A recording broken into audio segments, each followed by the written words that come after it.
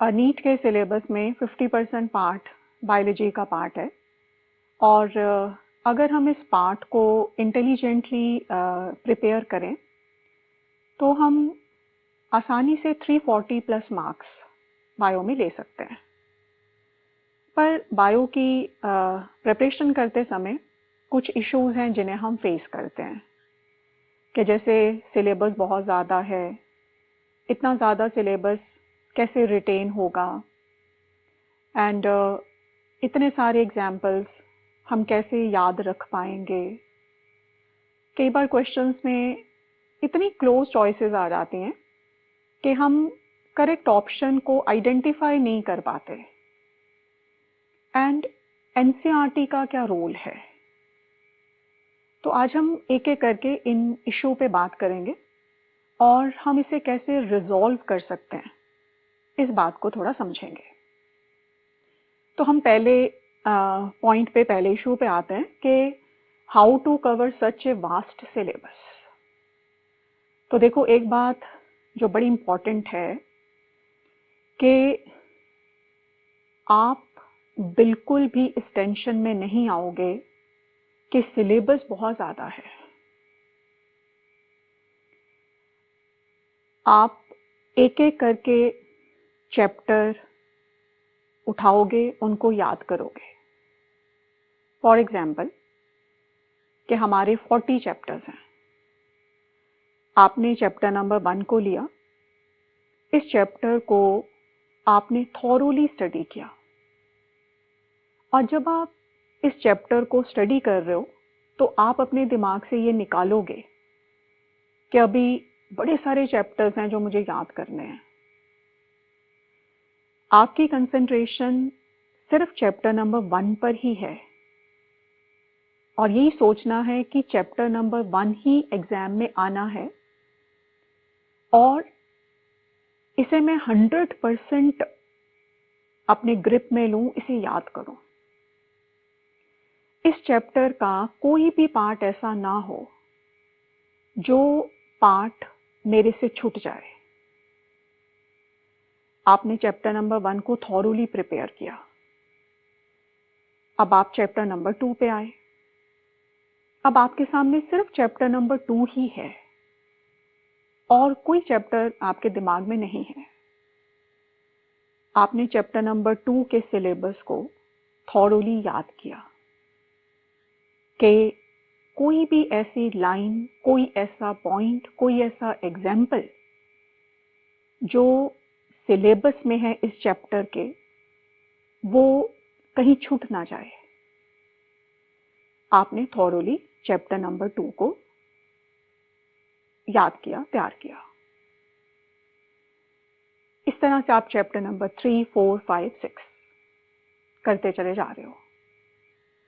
Chapter number 5 आया और अब आपको लग रहा है कि मैंने चैप्टर नंबर 1 जो याद किया था वो तो मुझे बिल्कुल भी याद नहीं है।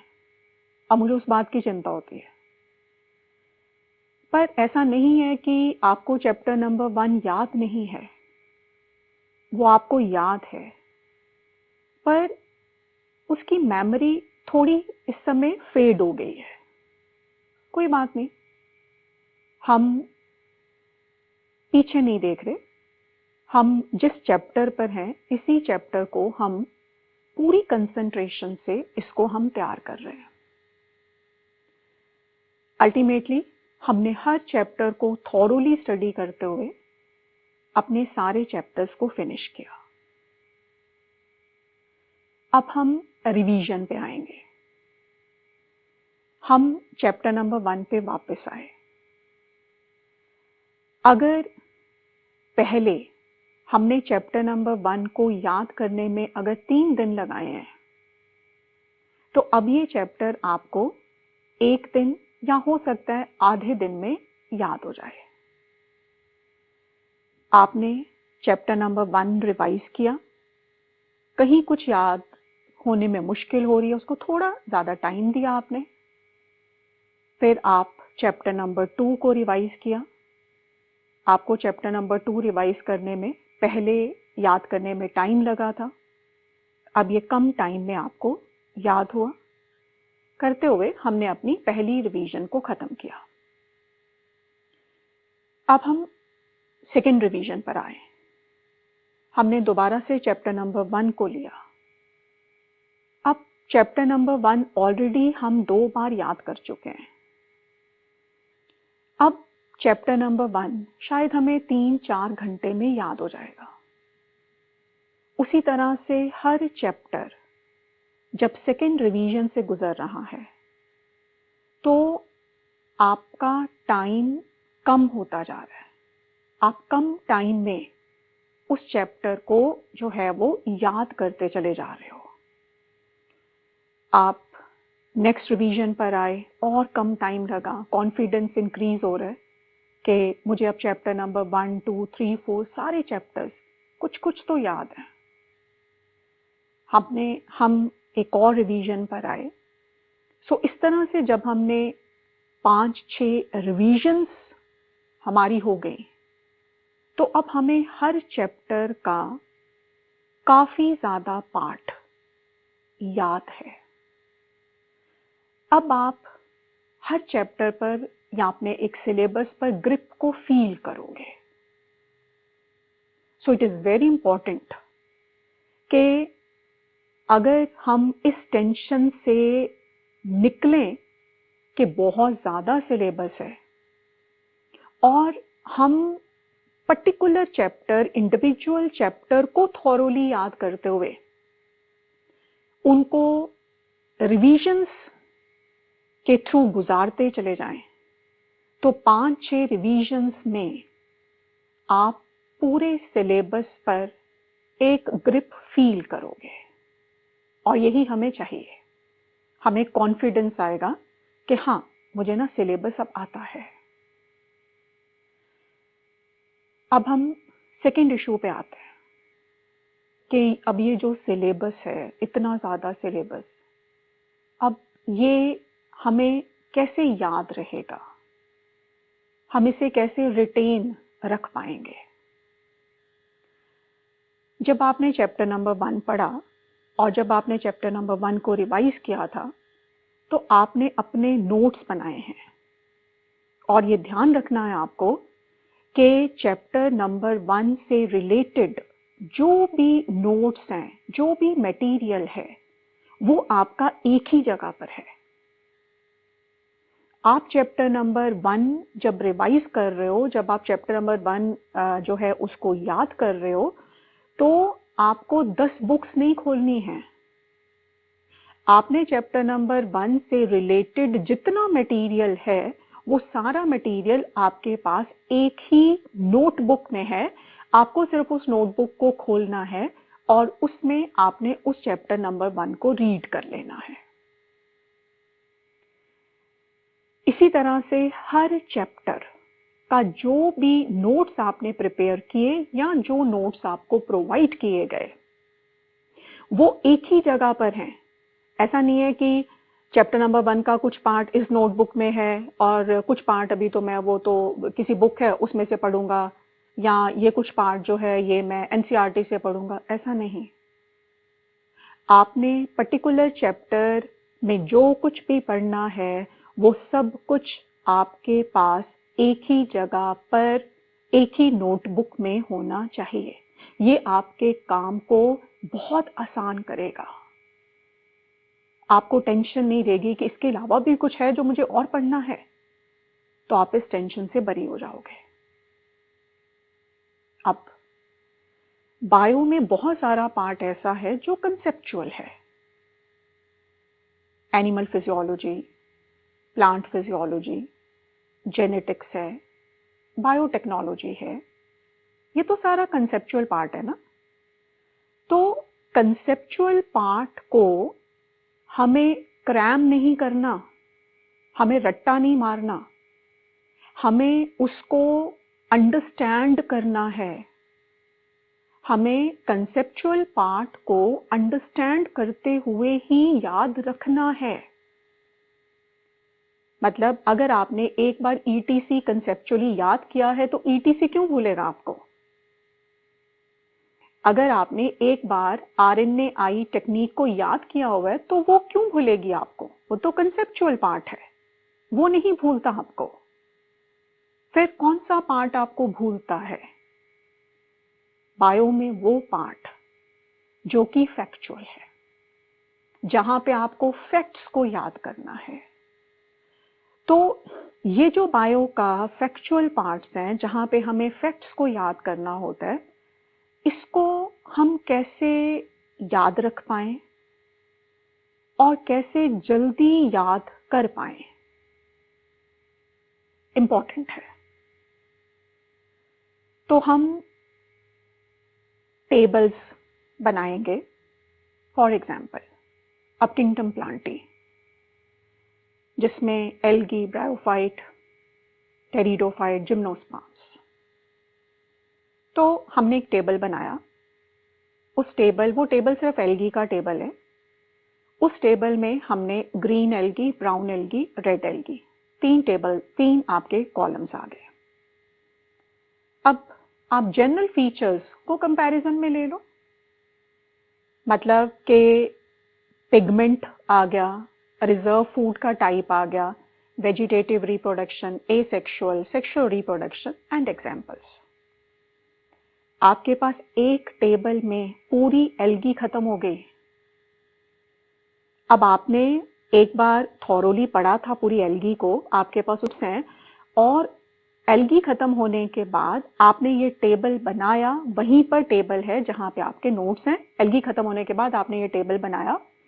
अब आप जब फाइनल रिवीजन पे आ रहे हो एग्जाम से पहले, तो आपने सिर्फ इस टेबल को रीड किया हुआ है और हर क्वेश्चन जो आपको लगता है कि एग्जाम में आएगा वो इसमें है। उसी तरह से एक टेबल आपने बना लिया जिसमें ब्रायोफाइट, टेरिडोफाइट, जिम्नोस्पर्म है।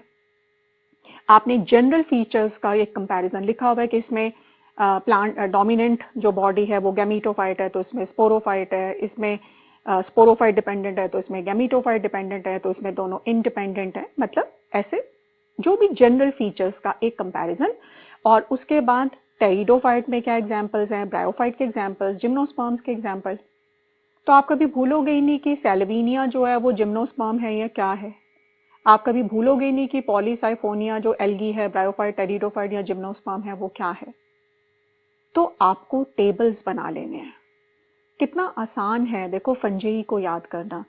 फंजेई में आप सिर्फ क्लासेस का टेबल बना लो, फाइकोमाइसीट, एस्कोमाइसीट, बेसिडियोमाइसीट, ड्यूटेरोमाइसीट, और मेन फीचर्स ले लो, type of mycelium, asexual spore, fruiting body, examples. अब आपको सिर्फ ये टेबल ही तो पढ़ना है, और कितना इजी है कि आपने पूरी फंजई को टेबल की फॉर्म में, पूरी फंजई आपके सामने है। आपको कितना टाइम कम लगा, और अब ये टेबल आपको याद रहेगा। ऐसे ही आप एनिमल किंगडम में जो है वो कर सकते हो, ऐसे ही आप फैमिलीज में कर सकते हो। फैमिलीज में से तो क्वेश्चन आना ही है, तो आप फैमिलीज को कर सकते हो। आपने फैमिलीज का चारों फैमिलीज हैं तो उनका एक कंपैरेटिव वो ले लो। सबसे ऊपर आपने फ्लोरल फॉर्मूला लिखा, तो जैसे ही चारों का फ्लोरल फॉर्मूला लिखा तो फैमिली मतलब आती है आपको। अब आपने कैलिक्स, करोला एंड रोशम, गाइनिशियम, जो भी फीचर्स हैं उनको कंपैरिजन में लिखा। Type of fruit, type of seed comparison में है, और नीचे एग्जाम्पल्स हैं। तो जब भी हम चीज़ों को टेबल की फॉर्म में ले लेंगे, तो जो ऐसे टॉपिक्स हैं जहाँ पे हमें सब ग्रुप्स में जनरल कैरेक्टर्स को कंपेयर करना होता है या याद रखना होता है, हम उसको आसानी से कर पाते हैं।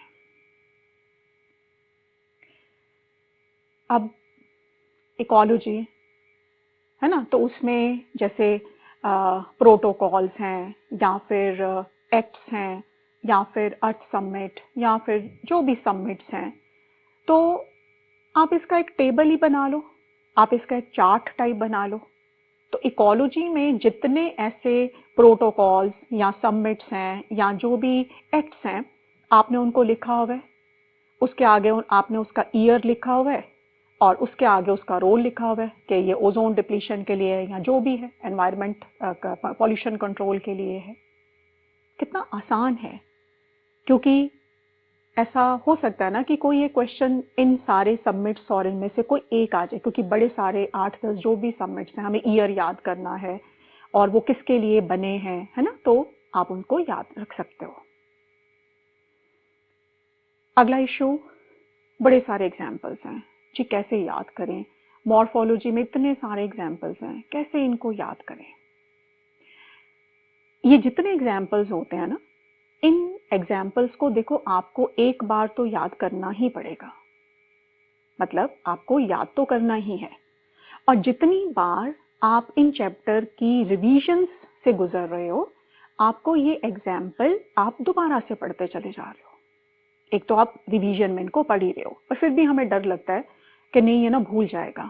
कैसे ये ना भूले, हमें एकदम से जल्दी से याद आए एग्जाम में, ताकि हमारा टाइम बचे, हम फिजिक्स केमिस्ट्री तक जा पाए। तो इसके लिए आप चार्ट्स बनाओगे। आपने टाइप्स ऑफ रूट, है ना, तो जो भी टाइप रूट की टाइप है उसके आगे उसका एग्जाम्पल, टाइप ऑफ रूट, जो भी रूट का टाइप है उसका एग्जाम्पल। तो आपके पास रूट से रिलेटेड जितने एग्जाम्पल्स और रूट की जितनी टाइप्स हैं उसका एक चार्ट आ गया। ऐसे ही आपने types of stem, types of leaves, तो ऐसे ऐसे और जहां जहां एग्जाम्पल्स हैं, है ना, इन किंगडम एनिमेलिया में जहां कोई एग्जाम्पल्स हैं, आप उनके ऐसे चार्ट्स बनाओ। इन चार्ट्स को आप अपने स्टडी रूम की वॉल्स पर पेस्ट करो और आप रोज, जब भी आपको एक टाइम मिल रहा है, फ्री टाइम है, आपने जो ये एग्जाम्पल्स लिखे हैं चार्ट्स पर, ठीक है, इनको एक बार देखो। और हो सके तो 10 मिनट लगेंगे सिर्फ आपको, 10 या 15 मिनट, आप ना उनको बोल के देख लो एक बार, है ना। आप बोल रहे हो, आप पढ़ी तो रहे हो, जो वॉल पे लिखा हुआ है आपने उसको आप पढ़ी तो रहे हो। तो 1 साल 2 साल जब आप इन सारे एग्जाम्पल्स को रोज बोल रहे हो, देखो हम रोज कॉपी तो नहीं खोल सकते ना बार बार के एग्जाम्पल देखें कौन सा है। अब ये तो आपकी आंखों के सामने हर समय है, आपने इनको वॉल के ऊपर पेस्ट किया हुआ है। आप इसको कभी भी फ्री टाइम में आपने 10 मिनट लगाने, 5 मिनट लगाने, आपने इनको एक बार रीड कर लेना है, तो आपको ये भूलेंगे ही नहीं। जब आप छोटे थे, 2.5 साल 3 साल, है ना, तो आपको पोइम्स का मतलब तो नहीं पता था, आपको जो प्रेयर होती थी स्कूल में, प्ले स्कूल में, उसका भी मतलब नहीं पता था, पर आप रोज उन पोइम्स को बोलते थे, रोज उस प्रेयर को बोलते थे, तो वो आपको जो है वो याद हो गई थी। तो छोटे छोटे बच्चे होते हैं, उनको कितनी बड़ी बड़ी पोइम्स याद होती हैं, है ना, प्रेयर्स याद होती हैं उनको। तो जिस भी चीज को हम रोज बोल रहे हैं, रोज देख रहे हैं, तो वो याद होना ही है। तो अब ये कोई टेंशन नहीं रही आपकी कि कैसे एग्जाम्पल्स याद करें। एक बार किया, वॉल पे पेस्ट किया, रोज देखना है, 5-10 मिनट लगा के रोज एक बार उनको बोल लेना है। इसका एक और एडवांटेज होता है, ये जो आप जिसको रोज देख रहे हो ना, अपने चार्ट्स को, ये फोटोग्राफिक मेमोरी अब आपके दिमाग में है। एग्जाम में जहां जहां क्वेश्चंस आपको एग्जाम्पल बेस्ड होंगे, तो आपने कुछ याद थोड़ा ना करना है, एग्जाम्पल तो लिखे हैं आपके सामने, वो तो क्वेश्चन में ही लिखा हुआ है। तो आपकी जो फोटोग्राफिक मेमोरी है वो क्विकली आपको हेल्प करेगी कि वहां पे ये लिखा हुआ था, वहां पे ना ये एग्जाम्पल था। तो ये बहुत बड़ा रोल प्ले करता है जब आप चार्ट्स को बनाते हो, और जब आप उनको रोज देखते हो, तो ये मेमोरी है जो आपके दिमाग में इम्प्रिंट हो जाती है, तो आप उसको ऐसे जो है वो याद कर सकते हो। अगले जो इशू है कि बड़ी क्लोज चॉइसेस होती हैं, और कई बार हम उन क्लोज चॉइसेस के बीच में डिफरेंशिएट नहीं कर पाते कि कौन सा आंसर ज्यादा अप्रोप्रिएट है। और देखो, इसको ये तभी ऐसा होता है जब हमने चैप्टर को थॉरोली नहीं पढ़ा, जब हमने चैप्टर को कंसेप्चुअली पूरा नहीं पढ़ा, हमने कोई ना कोई चीज ऐसी मिस की है चैप्टर पढ़ते हुए जिसकी वजह से हम डिफ्रेंशिएट कर क्यों नहीं पा रहे हैं। फॉर एग्जाम्पल, अगर मैं आपको एक क्वेश्चन अगर दूं कि restriction endonuclease enzyme is known as restriction enzyme because, now one option is because it cuts DNA at restricted place, at a specific place. Number 2, it restricts multiplication of bacteriophages within bacteria. अब आप इसमें confuse हो रहे हो कि अब answer 1 होगा कि 2 होगा। क्यों? क्योंकि आपने जब पढ़ा तो आपने उसको थॉरोली नहीं पढ़ा, आपने उसको नहीं समझा कि हम इसको रिस्ट्रिक्शन वर्ड यूज ही क्यों कर रहे हैं, क्योंकि वो बैक्टीरियोफाजिस की मल्टीप्लिकेशन को रिस्ट्रिक्ट करता है। जब भी हम कहीं हमने थोड़ा सा भी हम लैग हुए होते हैं ना समझने में, तो फिर हम ऐसी क्लोज चॉइसेस के बीच में डिफरेंशिएट नहीं कर पाते कि करेक्ट आंसर क्या होगा।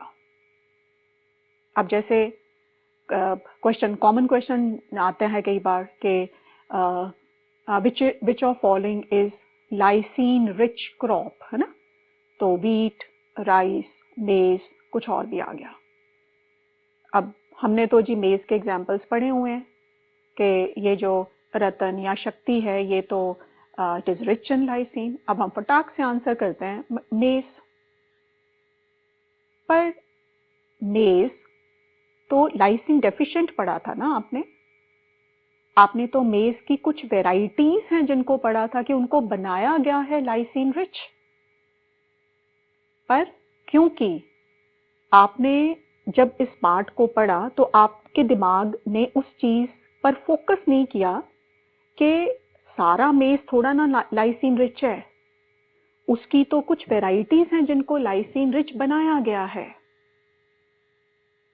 तो अब आपको ये क्लियर होगा कि जब भी हम क्लोज चॉइसेस में आंसर को लोकेट नहीं कर पाते, उसका रीजन यही होता है कि हमने कहीं खुद ही किसी पार्ट को मिस किया है, हमने किसी पार्ट पे फोकस नहीं किया है। तो हमें ये ध्यान देना है कि ऐसा ना हो। एंड आपको जो प्रोग्राम प्रोवाइड किया गया है इसमें जैसे हर चैप्टर के बाद टेस्ट है, आपने चैप्टर पढ़ा हुआ है, अब आप वो टेस्ट दे रहे हो। जब आप टेस्ट दे रहे हो तो उसमें ऐसे मान लो क्लोज चॉइसेस वाले आप क्वेश्चंस भी हैं जिसकी आप पढ़ रहे हो, तो आप इमीडिएटली उसके बाद आप डिस्कशन सुन रहे हो, तो अब आप जो है आइडेंटिफाई कर पा रहे हो कि ओहो ये यहाँ पे मैंने इस चीज को गलत समझा। तो आपको टेस्ट के थ्रू गुजारना है अपने आप को। आपको उस टेस्ट में क्या गलती हुई है आपकी, है ना, कहीं ऐसा तो नहीं है कि ये आपका करेक्ट तो हो गया लेकिन ये करेक्ट हुआ है, ये कुछ और सोचा आपने इसलिए करेक्ट हो गया। तो इसलिए जो डिस्कशन है ना वो इम्पोर्टेंट है बहुत। मतलब जब तक हम अपनी गलती जो हुई है उसको समझेंगे नहीं तो हम फिर कहीं आगे जाके फंसेंगे। आप टेस्ट दो, जितने दे सकते हो टेस्ट दो, और टेस्ट में अपनी गलती पर फोकस करो, समझो वो गलती क्या है, कहाँ मैंने कोई चीज को मिस कर दिया है। डिस्कशन सुनना है हमें और वहीं से हमें अपनी गलती का पता चलेगा। अगले इशू पे आते हैं, बहुत इंपॉर्टेंट है और बहुत ध्यान से इस चीज को समझो और सुनो। एनसीईआरटी का क्या रोल है बायोलॉजी के लिए? नीट में एनसीईआरटी का क्या रोल है?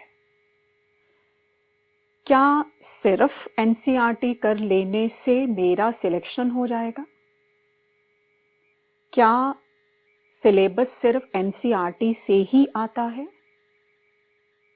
आंसर इज नो, ऐसा नहीं है। नीट एग्जाम का एक सिलेबस है और एनसीईआरटी उस सिलेबस को डिफाइन करता है। एनसीईआरटी के अलावा और भी बड़ी सारी बुक्स हैं जो नीट के सिलेबस को डिफाइन करते हैं। तो सिर्फ एनसीईआरटी का ही पूछा जाएगा या एनसीईआरटी के बाहर कुछ नहीं आएगा, ऐसा नहीं है।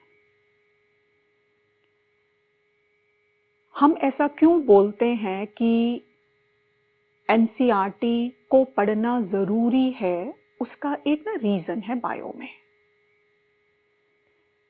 कई बार क्वेश्चन डायरेक्टली हमें एनसीईआरटी के स्टेटमेंट पर आ जाता है। अगर हमने उस स्टेटमेंट को पहले से देखा हुआ है, पढ़ा हुआ है, तो हम बड़ी जल्दी उस क्वेश्चन को कर पाएंगे। पर अब प्रॉब्लम ये है कि इतनी सारी स्टेटमेंट्स हैं, एनसीईआरटी 11th 12th पूरा, मतलब वो कैसे हम उसको पूरा जो है वो एक नॉवल थोड़ा ना कि पूरी एक नॉवल की तरह हम उसको पढ़ जाएं, उसकी हर स्टेटमेंट हमें याद रहे, ये पॉसिबल नहीं है। तो एनसीईआरटी की हर स्टेटमेंट को समझने के लिए आपको उस स्टेटमेंट दिया गया उसके रीजन पर जाना है, और वो रीजन आपको टीचिंग से ही समझ में आएगा। वो रीजन आपको तभी समझ में आएगा अगर आपने उस पार्ट को कंसेप्चुअली समझा हुआ है। अगर आपने उस पार्ट को कंसेप्चुअली समझा हुआ है तो आपको वो स्टेटमेंट भी याद रखने की जरूरत नहीं है। वो स्टेटमेंट आपको किसी भी फॉर्म में आ जाए एग्जाम में, आप उस स्टेटमेंट को कर पाओगे। मैं एक एग्जांपल लेती हूँ।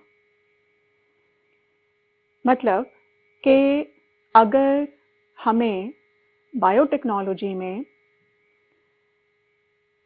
रेप्लिका प्लेट मेथड हमने नहीं समझा है, तो हम ये क्वेश्चन कैसे कर पाएंगे कि हम रिकॉम्बिनेंट डीएनए टेक्नोलॉजी में ट्रांसफॉर्मेंट को, नॉन ट्रांसफॉर्मेंट्स को, ट्रांसफॉर्म्ड रिकॉम्बिनेंट्स को, ट्रांसफॉर्म्ड नॉन रिकॉम्बिनेंट्स को कैसे आइसोलेट करें। तो ये तो बहुत बड़ी कंफ्यूजन है, ये तो समझ में ही नहीं आ सकता आपको जब तक आपने थॉरोली उस चीज को पढ़ा ही नहीं है। अब इनकी स्टेटमेंट कैसे आप याद करोगे? पर अगर आपने उसके पीछे की कहानी को समझा हुआ है, आपने अगर उसके पीछे के प्रोसेस को समझा हुआ है, तो आपके लिए तो वो बहुत ही आसान है। आपको इस चीज की टेंशन ही नहीं लेनी कि मुझे ना ये सारी स्टेटमेंट याद करनी है इस वाले पार्ट की। सेकेंड, एनसीईआरटी में बायोटेक्नोलॉजी वाले ही पार्ट में जहाँ पे आरएनए इंटरफेरेंस टेक्निक को एक्सप्लेन किया गया है, वहाँ पे एक स्टेटमेंट अगर आपको याद है तो एक स्टेटमेंट है वहाँ पे, या आप पढ़ोगे जो भी स्टेटमेंट में, कि source of complementary RNA could be infection by viruses having RNA genome or mobile genetic elements, that is transposons, which replicate via RNA intermediate। अब यहां तो इस स्टेटमेंट को हम रट्टे मारते रहे, या फिर हमने RNAi टेक्निक तो है ही है ना सिलेबस में, अगर हमने RNAi टेक्निक की स्टेटमेंट याद करने बैठे तो वो उस एक पैराग्राफ में 10 स्टेटमेंट्स हैं। कैसे वो 10 स्टेटमेंट्स हम याद रखेंगे? तो इट्स बेटर कि आप RNAi प्रोसेस को एक बार समझ लो और उसके बाद हर स्टेटमेंट इतनी इजी है, आपको याद ही नहीं करनी पड़ेगी स्टेटमेंट। तो ये एग्जांपल्स हैं। या जैसे जहां पे ट्रांसक्रिप्शन यूनिट जब हम पढ़ते हैं, तो अब एनसीईआरटी में ट्रांसक्रिप्शन यूनिट का एक डायग्राम है, और उस ट्रांसक्रिप्शन यूनिट में जहां प्रोमोटर एक्सप्लेन किया गया, वहां पे ये एक लाइन है कि upstream and downstream of promoter some other regulatory sequences are present. कौन से रेगुलेटरी सीक्वेंसेस? आप कैसे याद रखोगे? आप कैसे रिलेट करोगे जीन रेगुलेशन को ट्रांसक्रिप्शन यूनिट को, जब तक आपने प्रोमोटर को थोड़ा थॉरोली स्टडी नहीं किया हुआ, तो ना तो ट्रांसक्रिप्शन आनी समझ में, फिर ना जीन रेगुलेशन का पार्ट समझ में आने। तो शायद आपको ये क्लियर हो रहा होगा मेरा कहने का मतलब क्या है कि आप जो भी पढ़ रहे, जहां से भी आप पढ़ रहे हो, ठीक है, जो भी आपके पास नोट्स अवेलेबल हैं, आप पहले ना थॉरोली उन नोट्स को पढ़ो। उन नोट्स को पढ़ने के बाद फिर आप उस चैप्टर को एनसीईआरटी से रीड करो। अब आपको एनसीईआरटी की हर स्टेटमेंट बहुत आसान लगेगी और आप बड़े जल्दी एनसीईआरटी को कवर कर पाओगे। नहीं तो आप अटक जाओगे हर स्टेटमेंट में, ये क्या है, इसका मतलब क्या है, इसका लिंक क्या है।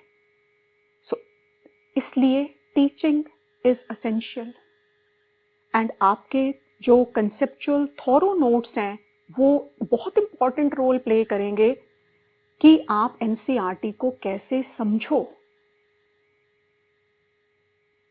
पर हाँ, हमें एनसीईआरटी में जो भी डायग्राम्स गिवन है, उन डायग्राम्स की जो भी लेबलिंग है, हमें उसको डायग्राम्स को बहुत ध्यान से स्टडी करना होता है। हमें जो है वो लेबलिंग को बहुत ध्यान से जो है वो देखना है। आप बेशक डायग्राम बना के एक जगह लेबल करके भी देख सकते हो। जो टेबल्स गिवन है एनसीईआरटी में, आप उन टेबल्स को याद करो। इवन जो एनसीईआरटी में डायग्राम के नीचे जो लिखा रहता है अबाउट द फिगर, आप ना उसको भी पढ़ो। कई बार क्या है, डायग्राम गिवन होता है और उस डायग्राम का नीचे जो मेंशन किया होता है ना, अबाउट द फिगर जो मेंशन किया होता है, उसमें उस डायग्राम जो है वो किस एग्जाम्पल का है, किस प्लांट या किस एनिमल का है, वो उसके नीचे लिखा होता है। पर वो प्लांट या एनिमल कहीं एनसीईआरटी टेक्स्ट में नहीं लिखा होता। तो कई बार आपको वो डायग्राम आ जाता है और डायग्राम के नीचे आप क्वेश्चन आ गया कि किस प्लांट या एनिमल को बिलोंग करता है, तो हमने वो डायग्राम तो पता है हमें, लेकिन हमें डायग्राम के नीचे हमने वो नहीं पढ़ा था कि एक्चुअल किस प्लांट या किस एनिमल का है या ये किस पार्ट का है। सो ये इंपॉर्टेंट है ना। तो आप इन चीज़ों पे ध्यान देना है। सो आप जो है वो पहले अपने नोट्स को थॉरोली पढ़ना है, फिर नोट्स पढ़ने के बाद फिर आप एनसीईआरटी से उस चैप्टर को जो है जब आप याद करोगे, आप उसको रीड करोगे, तो वो आपके ग्रिप में जो है वो आएगा। सो जो है ऐसा नहीं है पॉसिबल कि हम एनसीईआरटी को पूरा जो है उसको क्रैम करें। तो ये एक करेक्ट वे है जिस वे से आप अपने सिलेबस को जो है वो कवर कर सकते हो। ठीक है। सो आज हमने जो है वो इसको समझा कि बायो में कौन से कॉमन इश्यूज हमें आते हैं और हम कैसे जो है वो इन इश्यूज को रिजॉल्व कर सकते हैं। पर एक चीज़ याद रखो कि आसान है, मतलब आपको सिंसियरली पढ़ना है, थॉरोली पढ़ना है, सिंसियरली पढ़ना है, ठीक है, और सारा पढ़ना है। इस चैप्टर की ज़्यादा वेटेज, उस चैप्टर की कम वेटेज नहीं। किसी चैप्टर से एक भी क्वेश्चन आ रहा है तो हमारे लिए तो उस चैप्टर की उतनी ही वेटेज हो गई ना फिर। तो आपको सारा सिलेबस थॉरोली पढ़ना है, सिंसियरली पढ़ना है, ठीक है। और आपको टेंशन लेके नहीं पढ़ना, आपका किसी के साथ कोई कंपैरिजन नहीं है। आप अपने हिसाब से चैप्टर्स याद करते चले जाओ, उनको रिवाइज करते चले जाओ, आप टेस्ट देते चले जाओ, आप टेस्ट का डिस्कशन सुनते चले जाओ और आप एनसीईआरटी रीड करते चले जाओ, ठीक है। अगर मुझे ऐसा लगता है कि अगर आप ऐसा एक सिस्टम को अगर आप इस तरह से आप फॉलो करोगे चीज़ों को, तो आप जो है वो आसानी से बायो में 340 जो मार्क्स हैं प्लस 340 मार्क्स आप बायो में ले पाओगे।